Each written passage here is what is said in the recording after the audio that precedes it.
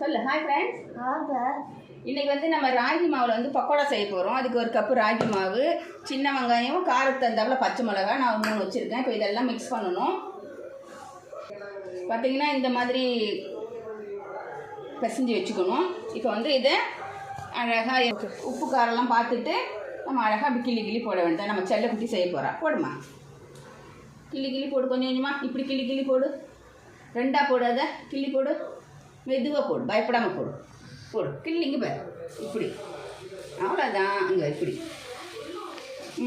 Very good, super, அவ்வளோதான். கிள்ளி கிள்ளி போடுங்க. இது பேர் என்ன? பக்கோடா.